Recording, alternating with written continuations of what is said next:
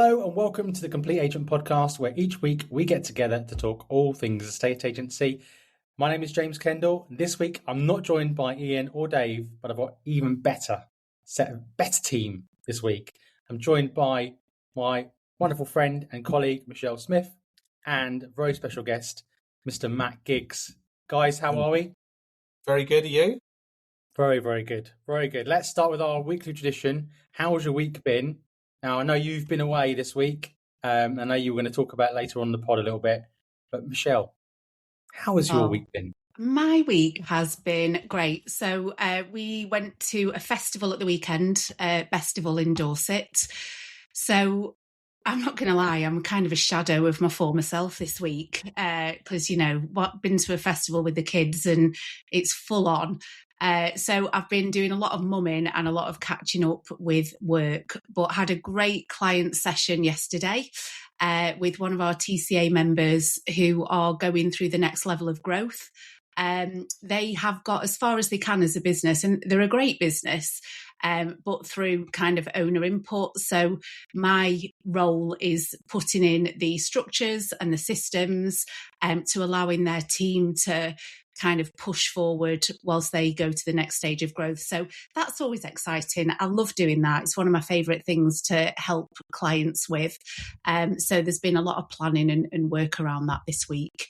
And just it's school holidays, isn't it? So we probably touch on this later, but I feel wrung out. You might hear my kids in the background. I'm hoping they're not going to have a row. It's 9:15, so it's not looking good. There's normally one due about now. But yeah, it's the eternal juggle, isn't it, of kids, work and everything you do in between. But yeah, good week. Matt, you've been on the world tour of speaking, haven't you? I've seen on your Instagram, you've been doing 100 shows around the world. Well, it seems like anyway. How's your week been, mate? We love a bit of Instagram, don't we? Funny enough, I find Instagram a bit better now than LinkedIn. I don't know. Oh, really? Yeah, I don't know. It's a little bit more straightforward, just clips, videos.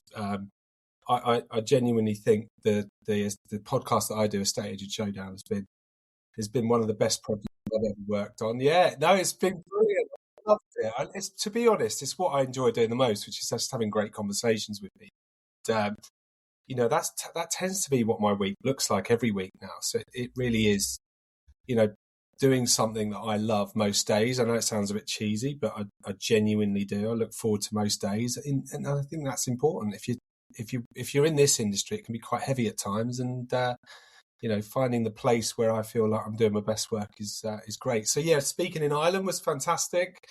Never kind of done that before over there, and the agents there were just incredible. What a great group. There's a couple of hundred agents there. Was at a lovely venue in Waterford called the Theatre Royal. Had some big names there, so I thought I'd put mine alongside it. That is a joke for anyone listening, by the way. I nearly cracked that as I went out onto the stage, but I decided to go down a different route and forget the name of the person that I was referring to from the night before. It was great. It was a really good talk, had lots of fun.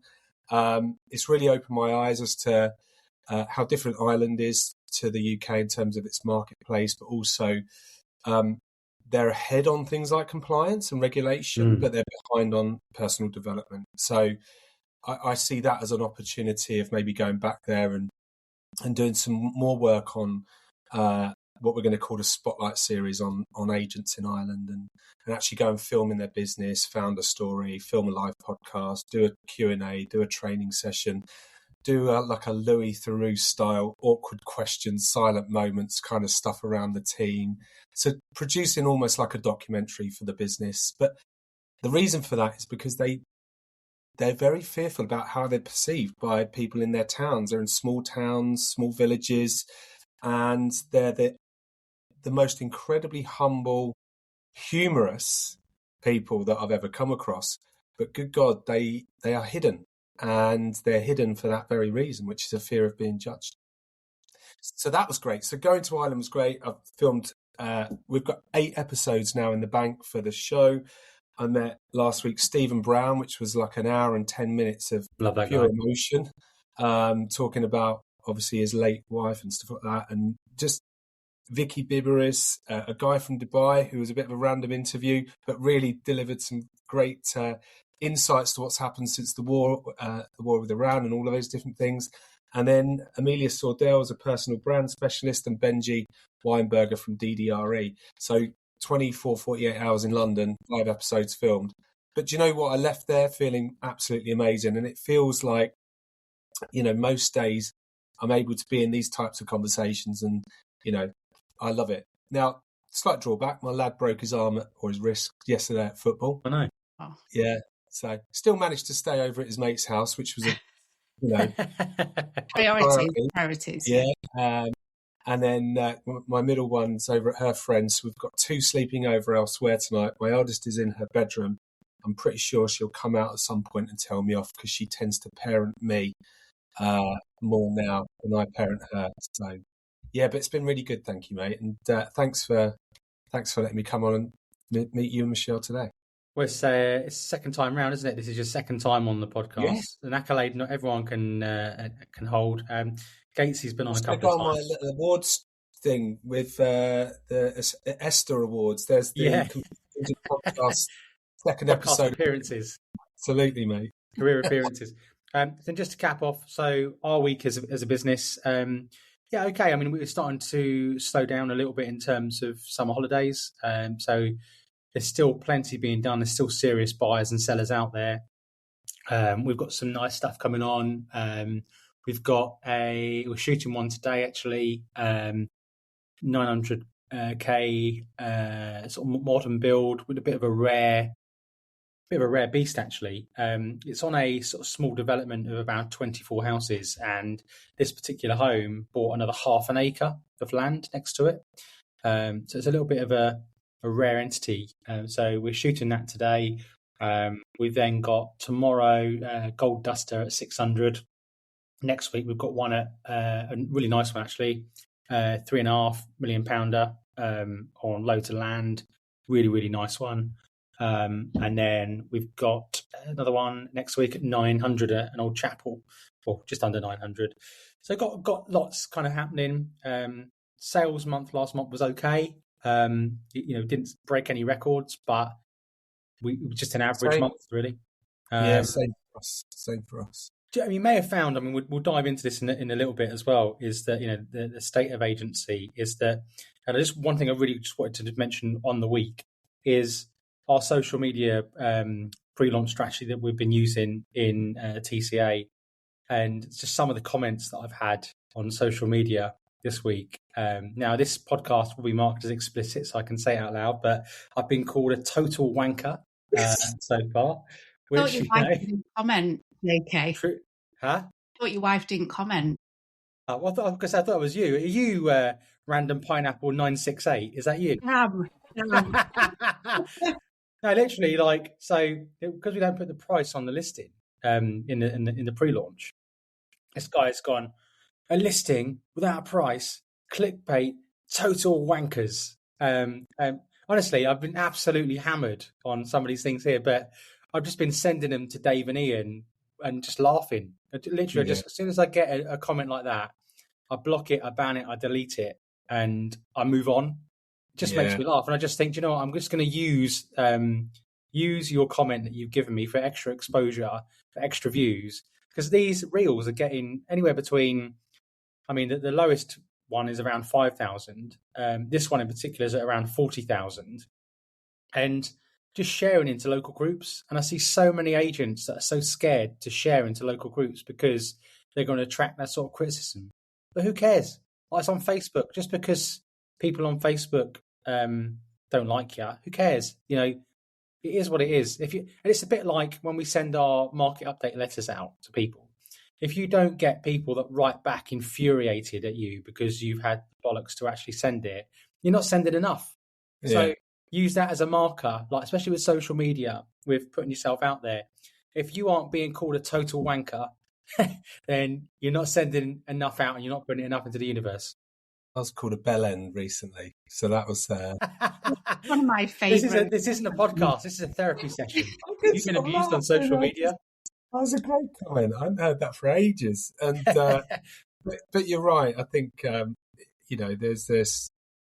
It's funny, isn't it? Because when you speak to the agents, like you just said, and it's the same in the UK as it is in Ireland. Actually, the fear of being judged or trolling or whatever you want to call it. But when you look at it, actually, in essence, they're not actually your clients. They're not the kind of clients you're going to want to work with. So fuck right off. It's absolutely fine. Thanks for self-identifying. Yeah, thank you for building my algorithm or whatever. And no, you can sometimes have a bit of fun with it. Depends on what mood you're in. I don't. You can't take any of it too seriously. That's for sure. People want to be liked, don't they? It's in our human nature that we want to be liked and accepted by people. But at the same time, as you just said there, Matt, equally, though that social media post has been enough to push that 900k that I'm listing next week over the line. He rang me last night at 6:00 and he said, look, we've been debating which agent we're going to use. We've had a couple out. Obviously, you're double the cost of what one of the other agents has quoted. I hope you put him right. Hey? I hope you put him right when he said that. Yeah, triple, mate. But I said to him, I said, what is it that's made a decision? He goes, to be honest, I really like the social media videos that you do. He goes, I've seen all the abuse that you get on there, and I've seen like they've disappeared, and we had a laugh about it. But he just said it's different. He goes, I love that you put yourself out there and you don't care, and you're doing it for I want my property to look like that, and I want people commenting and seeing my house and exposing it. And because of the strategy that we use, he's fully on board. It becomes less about who's going to value my house the highest and quote me the lowest fee, when more of I've got an expert and a trusted advisor in my room. I buy into everything that you say, and I'm prepared to go on this journey with you because I think you're the best person for the job. And I'd helped him out with negotiating on another house that they wanted to buy locally as well, FOC, before they even signed a contract.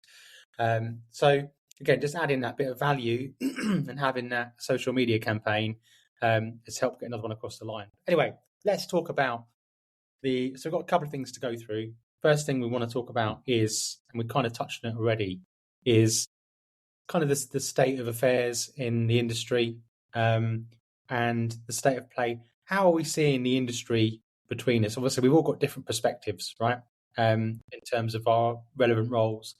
Matt, you want to kick off? Obviously, you've been to Ireland. You talked about how compliant and so I know some amazing agents in Ireland. We've even got some in TCA where they're brilliant agents and really thoughtful. And I remember this particular person said something, a really great anecdote about comparing an estate agency with hotels.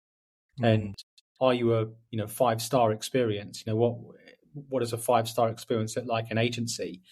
And I just think there are so many great agents. We're in this social media bubble, aren't we? Right? It's where we're all in the same groups. We see a lot of the same circles, and we see a lot of the same people pop up again on LinkedIn, Facebook, Instagram. But there are a lot of hidden gems that are out there doing good work, being great agents, being great people, great leaders that we don't know. So how do you see the state of the industry and where it's going, and where are the wins for those that want to get better? Do you want me to go? Go for it. Yeah, and we'll pass it around as we go. Yeah, look, I'm so lucky now to be able to refer to stories, actual people doing the great work today and what those results actually look like. So I'll pick the one that's just gone live today, and it's not a deliberate plug. I know it sounds like it is, of Estate Agent Showdown, but there's a guy called Ross Final, and Ross, 3.5 years to this day, messaged me and pretty much said he wanted to give up on his business. He was charging 1%. He was running a business and burning out. And I think that's a story, even there, if we cut it off, that a lot of people running small independent estate agencies and possibly self-employed brokers as well will be feeling very, very related to that sort of that feeling right now. I suppose, Michelle, you're probably seeing that as well from your side. And I think this is the thing, is that the market is what you make of it. Now, it's an easy statement to make. I always believe you can make your market. I would rather work in a market where agents don't sell houses overnight, where anyone could pick up a set of keys, show people round, and the house is going to do the selling. and the offers will come in. You ask for more, they go up. The vendor says, "Great, we'll take that." We're not in that climate. We're in a climate whereby agents only have to be really good at one thing, and that's demonstrating value. And demonstrating value isn't just about this is why we're worth what we're worth. It's actually what you said earlier on, James, which is you've demonstrated value to someone prior to them giving you the terms, which was to help them negotiate on an onward purchase. That's value.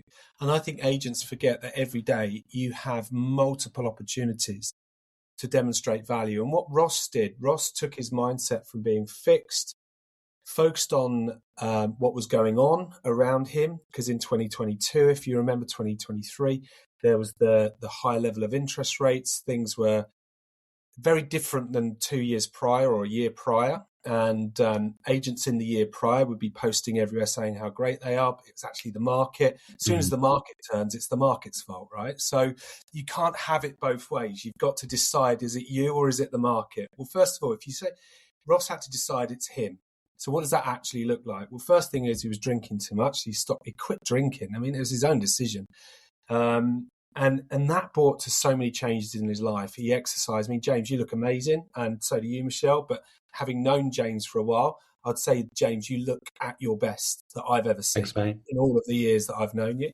Now, that's not a coincidence. That's down to a series of things that you've done over time. And I believe a estate agency is the same thing. So what Ross did is he worked on himself first, then his business next. Once he got himself right and his energy was there, it's much easier then to go and get into the conversations that you should be in this market that will demonstrate value. And if you're doing that on a daily basis, you will make a very successful business, because your competition are shit. They're not in conversations. They're not even marketing properties to get attention, let alone going and sitting down with someone 4 weeks into marketing and saying, look, can I show you what we've done, show you what the feedback's been, and show you the route forward if you want to still get to this outcome. And I just feel like there's a huge opportunity for agents that are prepared to look at themselves first and look at the market second. And actually, if you do that, you can unpack so many things that you don't even realize that you've got. You can go to that next level. And just to bring it to another example, a lady that works for me, she's been doing the job for 20 years. She's only been with us 4 or 5 months, but she's worked predominantly in another area. And she's put her identity into knowing that area. And that's why she got houses on the market in that area. And she was successful in that area, earning well in that area. And being in a new area, she feels a bit more vulnerable. So she's got this thing in her head that actually not knowing the prices off the back of her hand and things like that is and fees are higher with us than they were at the previous agent. All of these things have gone into the mix of self-doubt. So all we did is we sat down, we looked at her energy. She's quite a spiritual lady, so she decided to look at her tarot cards and go down she's a Queen of Wands, I think it is. Yeah. So I just call her the Queen, right? She's the Queen. But you laugh, right? And actually, if she believes she is the bloody queen at what she does, which 100%. She is, because she fucking cares, she's great with people. And when she's on it, she has what's called a with or without you energy. So she can go into appointments. And when you lose the with or without you energy, you go into what's called desperation energy, where you're trying to win the business. And when you're trying to win the business, the barriers go up, the energy changes, and clients don't really want to work with someone who is desperate. They want someone who's confident. So she's gone into this zone of changing her energy first. That was the first week, looking at just little tweaks and changes, reminding herself of who she really is, the value that she brings, looking at her track record, a wall of belief. And then second thing was, how many great conversations did you seriously have last week? And she said 4 in a week. Now, this is someone with bags of experience, and we're not the type of agent to micromanage, count the number of phone calls that you do. Honestly, I didn't build a business to have people like that in my business. I built it to give people the opportunity to come and produce their best work with our direction. So we looked at the 4, and the 4 that she had created a sale, created a listing, created a change in price strategy, and also created a viewing. So 4 great conversations created something. And we define what does a great conversation actually look like. So I use a framework called GREAT, very much about understanding the person first and giving value and all of those different elements. And she's now taken that 4 a week to 4 a day. Well, guess what's happened? She's multiplied the result. Okay. So the result was there, but she didn't see it. Yeah. And I think the result is there, but most agents do not see it today. And I think they often punch, or they often look outside rather than inside of the things that you've probably heard before you can control. So they'll look at, the Rightmove pie chart. They'll look at what Rightmove says or what the news is doing, or there's the World Cup and there's all of these different things. But fundamentally, have you done what you're great at doing every day, which is to give your clients that you work with on every single opportunity an opportunity to understand how they can move from where they are to the next place? And that's completely who she is. So she's now not only playing to her strengths. Instead of me going, can you increase your calls from 20 to 50 in a day? Whereby if you're losing confidence and you're lacking confidence, what's the least thing you want to go and do? What's the last thing on your mind? More is of to that. go and get more rejection, right? So actually you change the perception.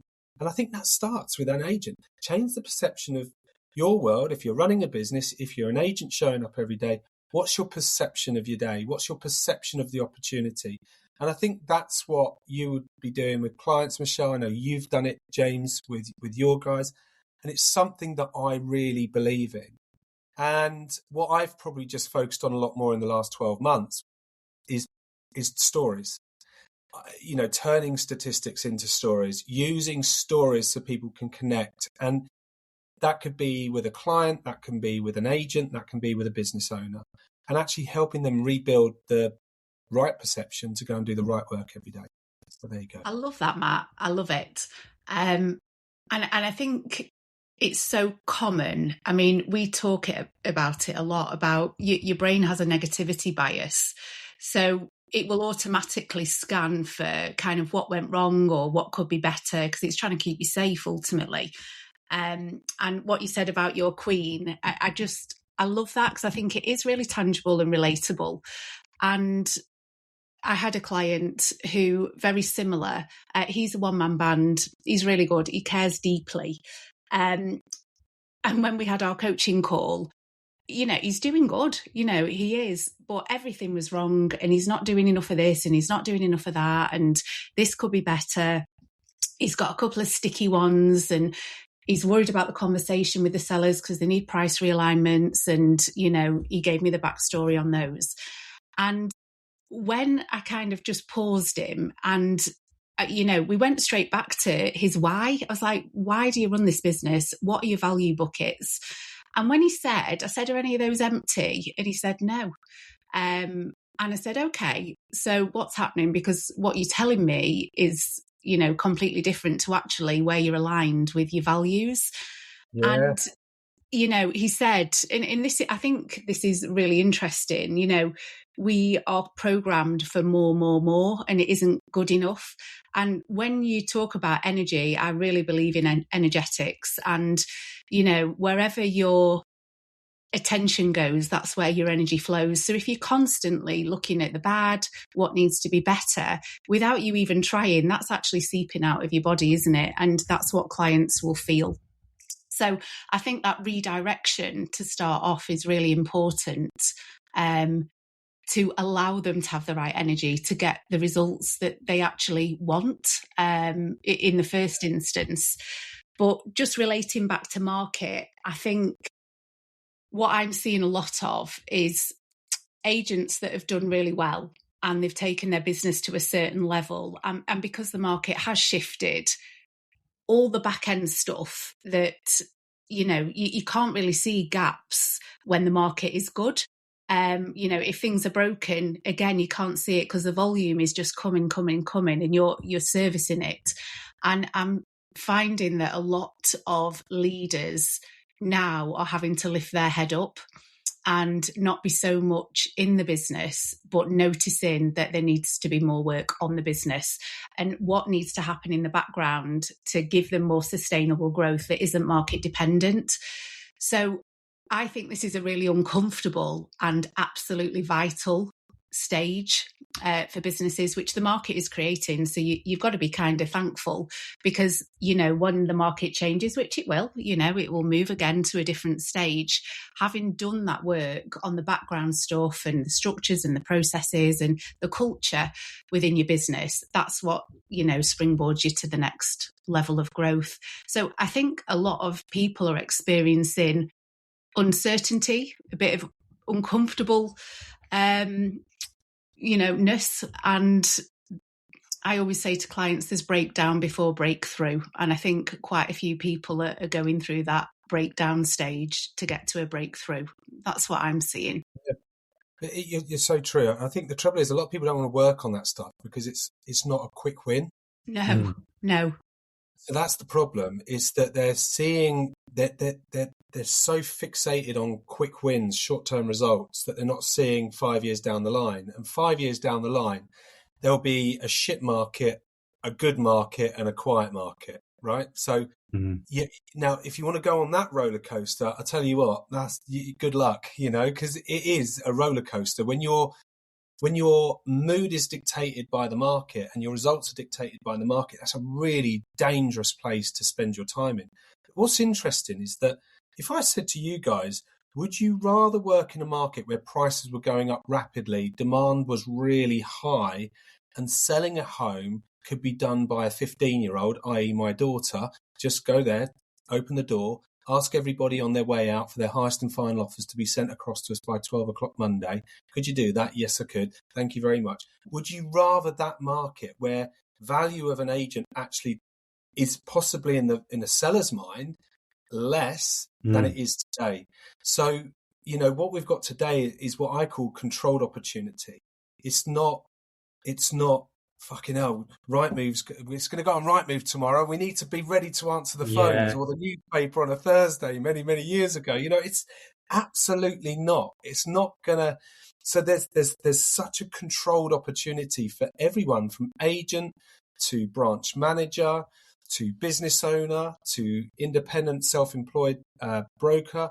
There's such an opportunity. But we're so geared around working in rising markets, or what I call easy markets. And I've worked in the industry for 30 years. I'd say, let's say 24 of those have been in a rising market. Some are a sharp rise, some are just a steady rise.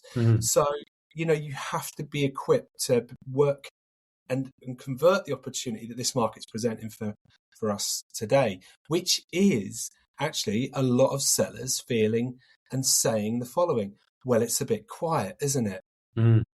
How many sellers are saying that today on the ground floor? A lot, because the news is doing half of your storytelling. So actually, if you can enlighten them, show them different approaches to being in control of choosing a buyer, which you can be if you attractively and aggressively price your home, then you're driving the value up. Then you're going to get to choose who your buyers are. Would you rather that, or sit on the market and chase the buyer along with the 50 other houses that are on the market too?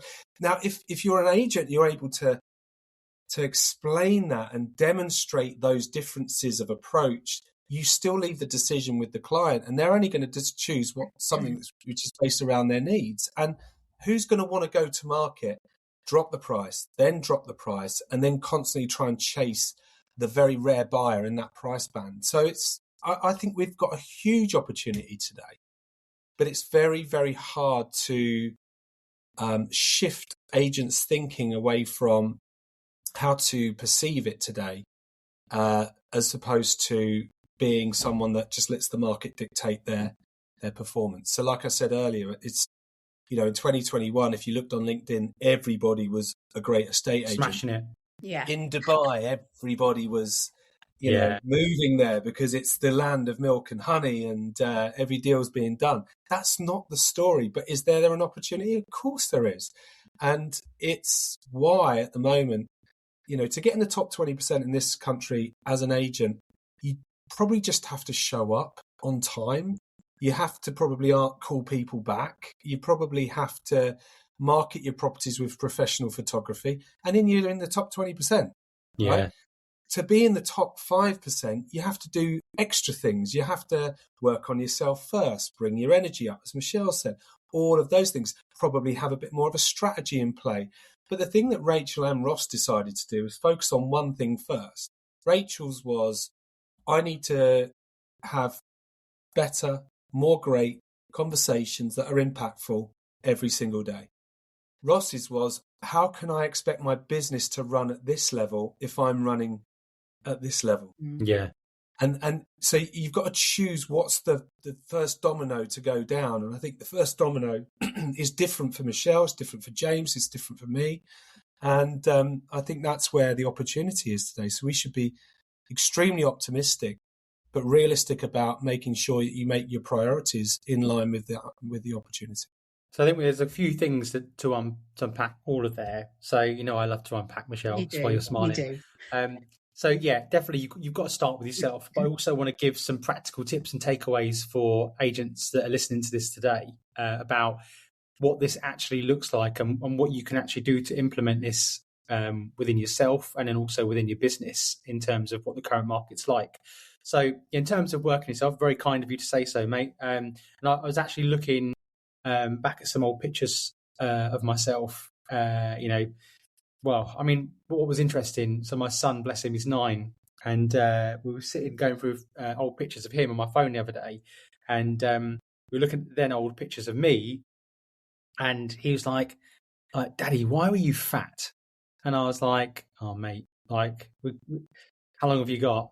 And I was like, what do you say when a 9-year-old asks you that? I was like, look, mate, I said, look, at the end of the day, it's one of those things, you've got to prioritize it. And there was another thing recently that came up that I saw where they talk about people having midlife crisis at like 40, and they call it a midlife crisis, but it was framed in another way where you hit 40 and you stop thinking about how you're living your life for everyone else, and you start living your life for yourself and choosing you first. And what does that look like? And to speak to about your guy Ross, for me it wasn't alcohol. For me, it's food, it's exercise. But also, getting, and we'll perhaps deep dive into this in a bit as well. Is for your kids, what version is showing up for your kids? What fundamentals are you putting in place? Your kids look up to you, and if they see overweight, lax parents, that's your kids are going to become small versions of you, right? And the values that you live by and put in place, they're going to take on board. And I think by being a good role model for my kids in all various ways, it's not just about whether you're fat, you're thin, whether you run marathons. I certainly don't do that, but it's about what your kids see, they will absorb and they will learn from, and they'll take it one or two ways, right? So my dad was an alcoholic, but I don't really touch alcohol. So, you can either break the cycle or you can continue it. But it's also the way with kids and exercise and relationship with food and things like, I've had Invisalign in last year. I've decided to straighten my teeth. Like I was joking with my other half the other night. I was like, it's made me quite vain as I've hit 40. But I've actually taken more of a pride in, I've always taken pride in my appearance anyway, but like more so, but also what it has done is, to go back to your point, Matt, is it's fed into all sorts of different levels of my life. So in business, in my personal relationships, within myself. And there's a great anecdotal phrase where, if you hang around with 4 dickheads, you end up becoming the 5th dickhead. And, I surround myself, and I'm very lucky to have a really good network of people now, and friends, and people I spend time with. And you take the energy from those sorts of people. And for example, I do spend a lot of time with Michelle, Ian, Dave. I know it's generally like at least 4 days a year. Usually it's at least 8 days with all the other stuff that we do, online, offline, talking, and you feed off other people's energy. And I look at, obviously, Michelle, we've had a lot of time where we've talked about bits. You spent a day in my office. I've seen the things that you do at the mastermind, and every time you like speak there, I take away something new. It may not be directly what you were saying on the slides, if that makes sense, but it may just be something else that pops up in the room as a result of it, where somebody challenges something that's said, or somebody takes something on board and go, I haven't thought about this, but and then that ticks something off in your brain. Whether it's like Dave, for example, talking about a practical tip. And please bear with me if you listen to this. My ADHD brain goes all over the place all the time. But Dave's anecdotal, what's the best way to put it? His kind of anecdotes he uses with his clients. So, for example, practical tip, trying to get in the current market at the moment, right? And a lot of instructions I'm picking up at the moment are agents have been on with other agents. And the biggest thing has been communication. And to your point, Matt, how many great conversations do you have in a week? And it doesn't necessarily have to be with new clients. It needs to be with your existing clients. How are you looking after your existing clients, and what's the level and the quality of the conversation that you're having with them? So going back to the people that are coming on the market, having conversations with them and having the brave conversations that their current agent isn't prepared to have with them. So, for example, they're on the market at, 800, and they've sat on the market at 800. It's going nowhere. And, Dave's anecdote, and if you listen to the podcast, you'd have heard him say it before. They go through the data. The data comes out at 737. Now, we all know when we've been in that position where telling somebody their house is more like 737 than it is 800 is not an easy conversation to have with someone. But it's the conversation that needs to be had. You don't want to comfort someone with a lie. You'd rather hurt them with the truth. And having that conversation with them and say, look, why did it write back? What's the why? What's the purpose of this move? Why are you moving? What are you looking to do? But also equally having that conversation and go, look, somebody comes along tomorrow and offers you 740, 730. What are you doing? You'd be amazed at how many of these people will say, do you know what? Take it. But it's just been sat on the table. There's 60, 70K's worth of realignment that's been sat on the shelf, hasn't been communicated with for months. And then educating that client and saying to them, to get to this sign, here's case study A, B, and C. Here's the brochure A, B, and C where this works for this client, and this client. Here's their number if you'd like to speak to them as well. But what we need to do is we need to go offers over 7 and create a competitive environment, relaunch with new photography, stage and style the house, get a proper social media campaign behind the house as well. Like go through all of that and then say, right, let's launch offers over. You'd be amazed at how many people will say, James, that sounds brilliant. That's just what I've been waiting to hear. And no one's told me that. This is money that's sitting on the table that's probably in your CRM and within your current sphere, your current stock that's on the market. We have these conversations with our clients. I had one the other day, was on the market with another agent at 700. We took it on at 650. It's gone nowhere.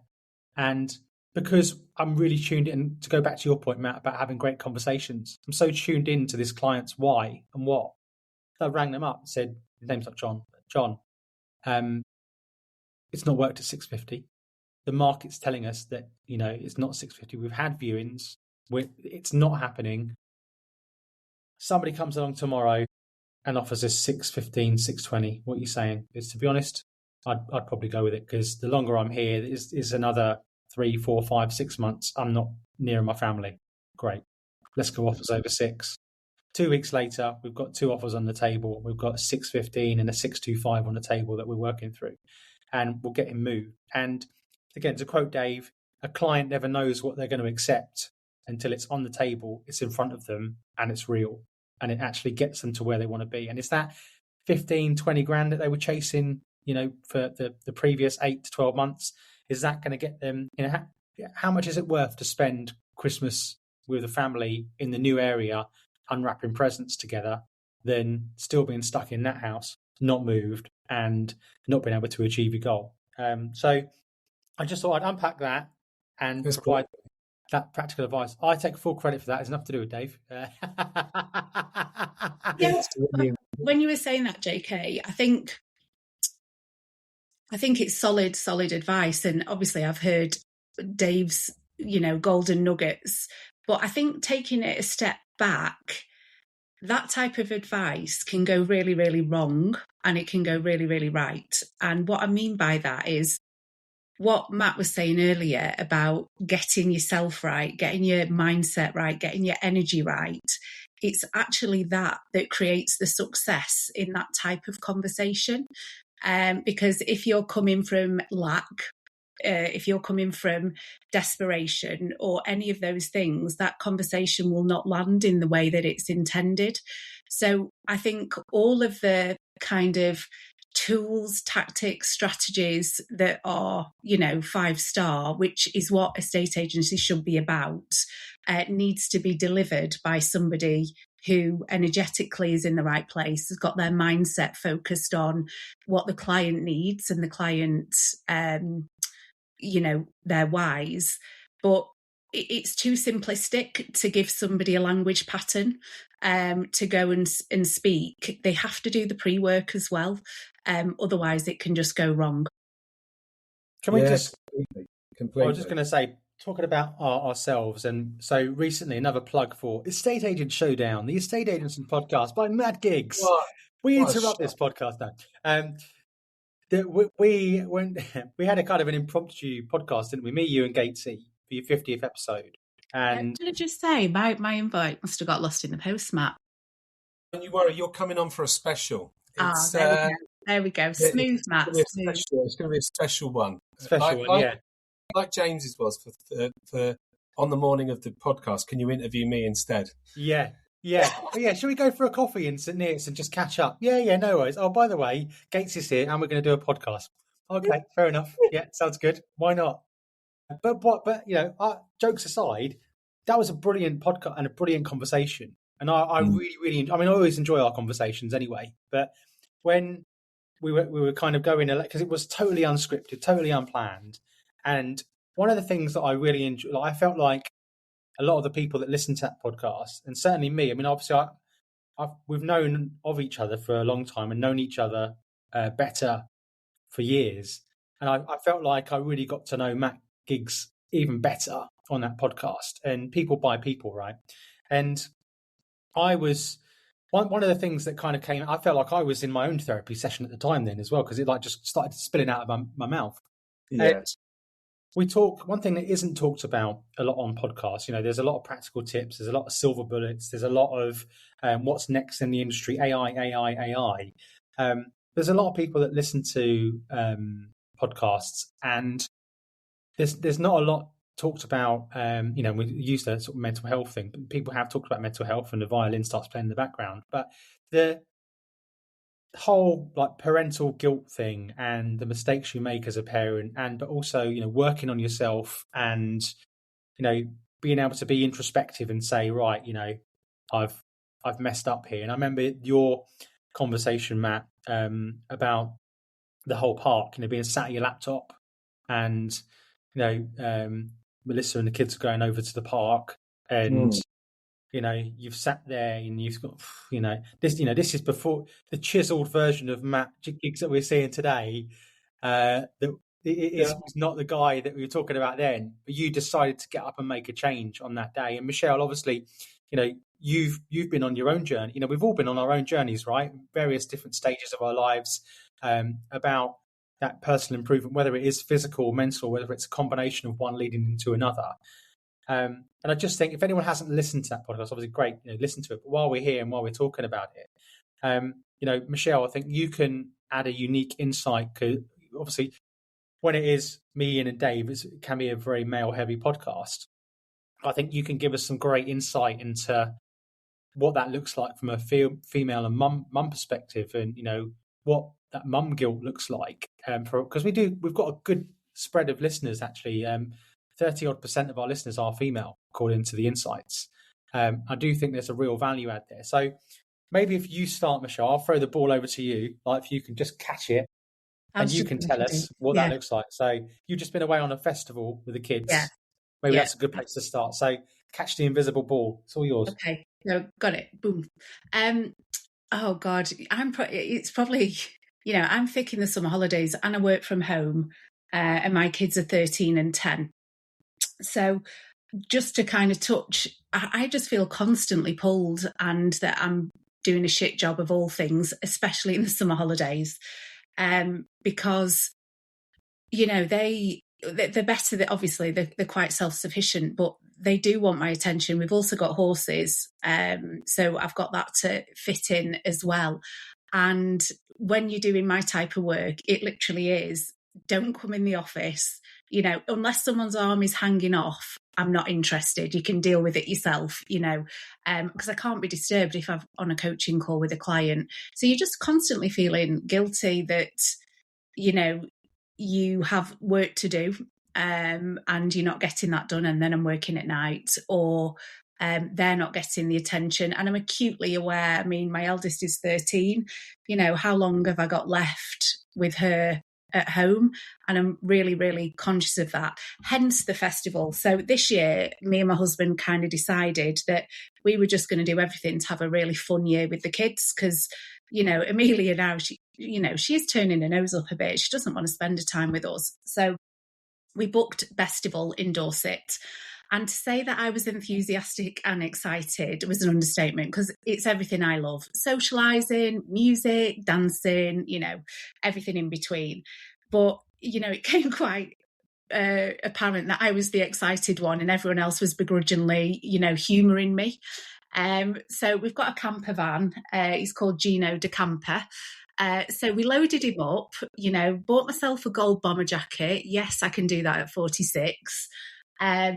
You know, got the kids like LED lit up glasses, packed everything up, and off we went. And I was energy level 10. And I said to the kids on the morning, "Are you excited?" And they were like,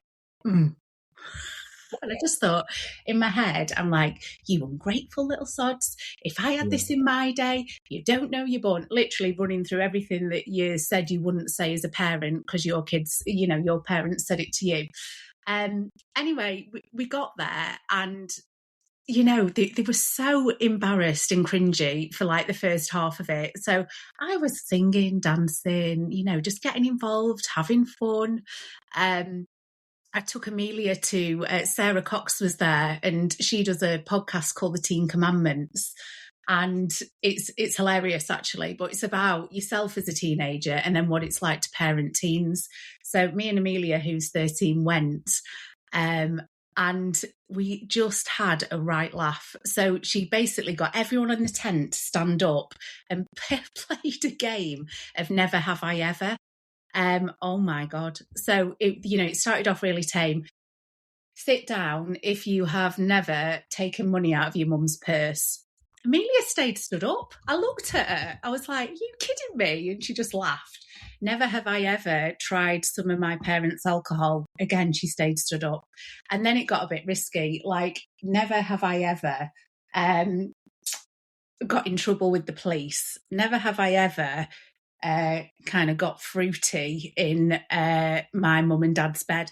But thank God I'd managed to sit down way before, because I sat down on Never Have I Ever Snogged a Poster. So we didn't even have to cross any of those bridges. And Amelia was just looking at me as horrified, like, "Oh my God, like, you're a human, you've had a life." And it was at that point, actually, that it switched, and my enthusiasm kind of rubbed off on everyone. And by the end of it, they had an absolutely fantastic time, and we did make core memories.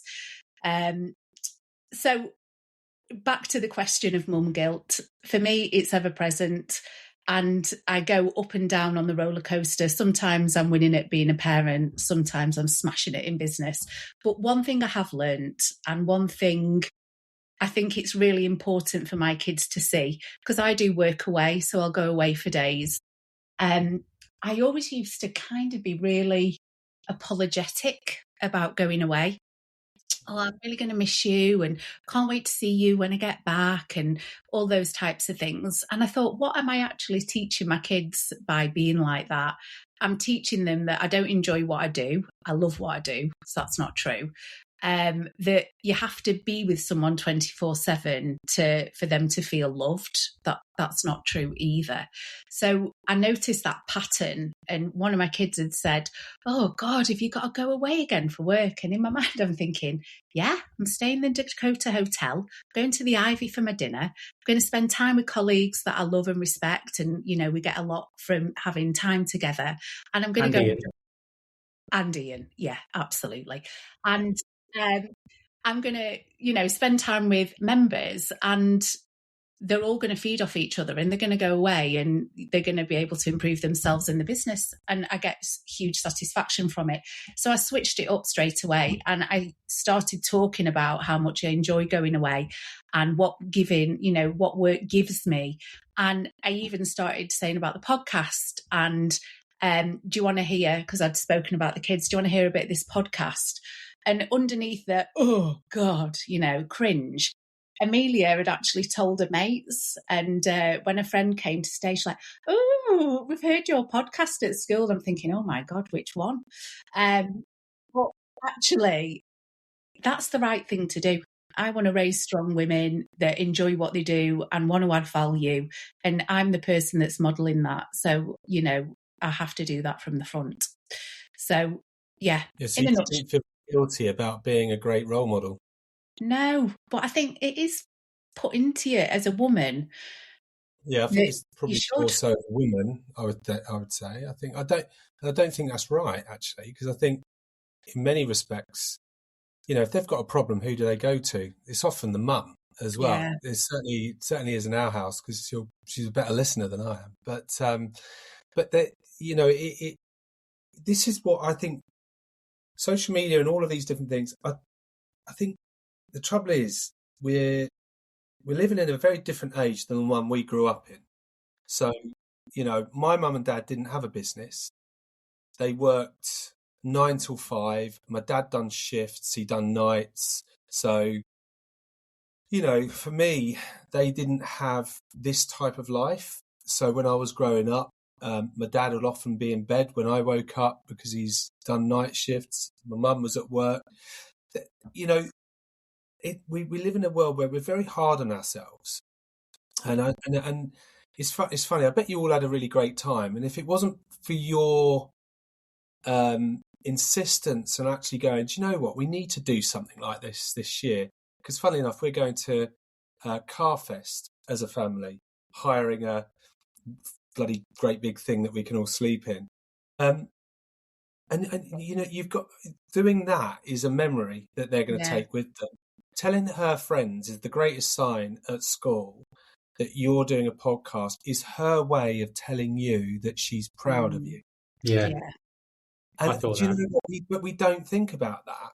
We think about, I'm not doing enough. I'm not there enough. One of the things I think James and I touched on is that I think if you say you're going to be in something or doing something, just make sure you're in it and you're there and you're present. And I think beyond that, they're seeing someone who works hard, enjoys what they do, has got a great energy about them. You're helping other people in the world. You're helping people navigate through different challenges, difficult moments. And you're able to also give them your ear, your time, your presence in the moments. Like one of the best things I do when my boy isn't at his friend's house on a sleepover is he always has a sleepover every night. He calls it a sleepover. Basically, it's me lying in bed with him for anything between 10 minutes and 10 hours if I fall asleep in the bed with him. But years ago, and I was saying this to James, that, in the first 6 years of growing a business, I was very selfishly growing the business. Everything was related to driving and growing the business. And, the guilt that I felt was I wasn't in those special moments with my children. And, even though I would go and watch plays and I would do all of the other stuff, I wasn't really there. I was checking my phone. I was thinking about, X, Y, and Z. And I think sometimes you have to just lean into the moments that you do have with them. And I think the festival for you, by the sounds of it, that will be like memories for life. Yeah. And, that is more important than just being around them but you're not actually there, if that makes sense. And I think we're great examples of people that are cutting their way in a very difficult economic world at the moment, providing them with a life that we probably all never had when we were all growing up. And I'm speaking without knowing that for sure. Right. Yeah, that's correct. And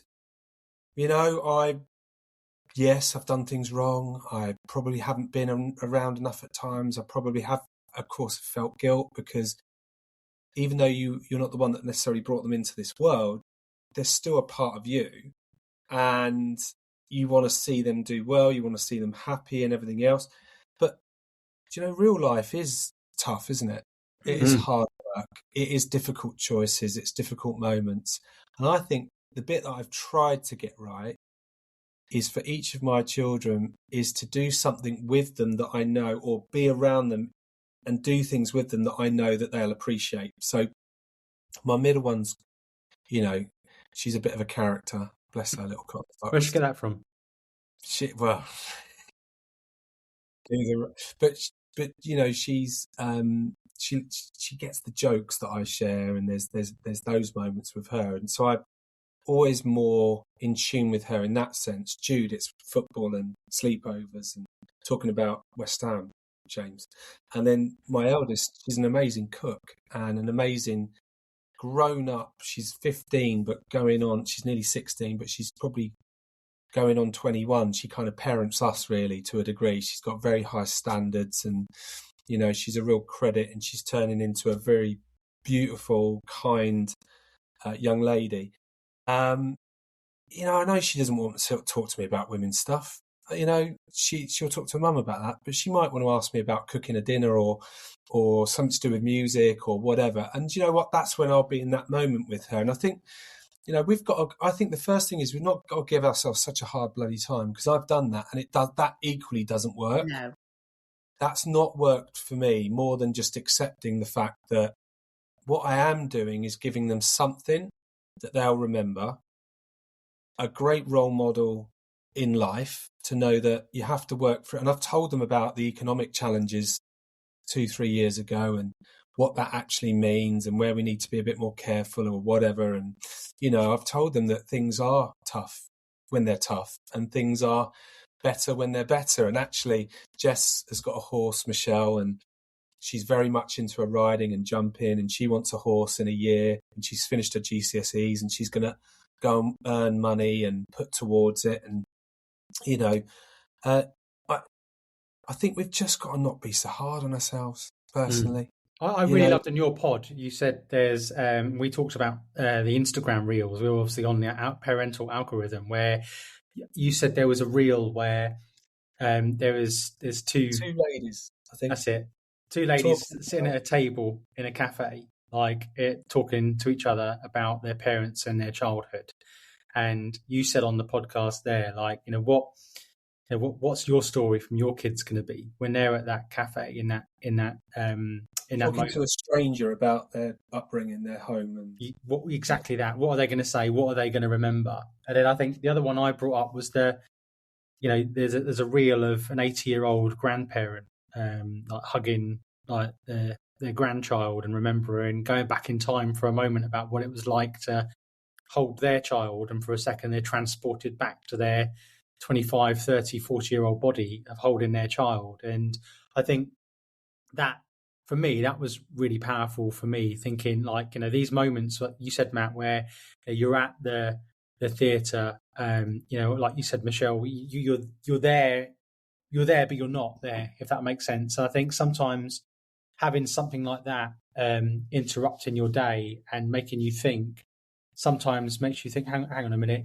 I need to be here. I need to save this. I need to enjoy this, because, your kids aren't going to be 9 and 5 forever. And that time will pass quickly. And just one quick thing that I picked up recently off another one of these reels, and it's amazed me, and it really has hit home, was when your child hugs you, don't let go until they let go, and see how long they will hug you for. Yeah. And that's, I know it's so simple, but it's blown my mind. Literally, recently I've implemented that like it's some kind of thing, and I've just been amazed at how long, like my 9-year-old son, who doesn't really want that much of a hug anymore, when he has hugged me, how long he's held on for, and the same with my 5-year-old daughter, like. Because you always quick hug, and then you're like, you as a parent, you're almost like you're there, but then just that 10 seconds turns into 20 seconds, and sometimes turn into a minute. Anyone that's listening to this that's got kids of any age, like, be the second one to let go, and you'll be amazed at how long they hold on for. So that probably seems like a good place to call it, does it? You should do that with clients as well, Jay. Increase your conversion rate. What you got to do? Well, one of the things you need to do is when you get through the door, just give them a hug and then be the second one to let go. And you never know. It might imagine that. Can I just say on that quickly? You've just put something in my mind that I had a conversation with someone the other day about handshakes. Yeah, and having a proper handshake, like where you're not gripping and trying to break their hand, but having a proper firm handshake and looking somebody in the eye when you greet them, like it can tell you a lot about a person. And also, it was a client that brought it up. He says, "Oh, you've got a good handshake, lad." Like he was in his like mid-60s, good handshake, lad. Good strong eye contact. I was like, "Okay, are you grooming me for your sex parties or something?" But anyway, whatever. Not again. I know. Well, listen, you've got to get the instruction right, Matt. It's got to burn the 2%. Sign me up. How have we ended up here? I don't know, actually. This was talking about mum guilt and dad guilt, and now... It was a lovely, lovely end to the podcast, and then I just brought it back, like, to my... Can I take us back? Because I think, just very quickly, that video that I talked about hit me as well, that one that I said that your kids will be talking to a stranger about, or someone you don't know about their upbringing, and what will they say, sort of thing. And that, I think, again, it's not to make you feel guilty. I think it's actually a great reminder that we probably do a lot more in their lives than we think. And I think because we're geared around being so hard on ourselves, and you can compare this to running a business, how many business owners are really tough on themselves? You mentioned your client earlier, Michelle. He's really, or she's really they're really tough on themselves when they don't actually, that doesn't work either, right? And, I think these things are, again, perceptional reminders of we're good people. We're all good people. We're all good humans. We're doing our best in the world. Some days you get it right. Some days you might not get it right. But I tell you what, you're probably doing a lot more right than you realise. Yeah. I agree. That seems like a good place to call it. Matt, thanks so much. As always, I always enjoy our conversations. Thank you so much for giving up time and coming on with us today. Can you just clip up the end part? Which bit, the sex parties bit? Yeah, and hugging a vendor to win you a better That's conversion. It. Top tip. So top tip, shake their hand really hard, join the sex parties and hug them. See if Pineapple 969 or whatever it was. Yeah, yeah. Speaking of sex parties, Pineapple 969. But thank you so much, guys. If you don't know, see you both. Have a great day. If you've been living under a rock and you don't know who Matt Giggs is, I'd be very surprised. But on the off chance that you don't, make sure you check out the second best industry podcast, Estate Agency Showdown, with Matt Giggs. He's on LinkedIn, he's on YouTube, he's on Spotify, he's on Apple. He's a great guy. Michelle, Matt, thanks so much. And everyone, we'll see you next week. Take care, guys. Thanks for inviting me on.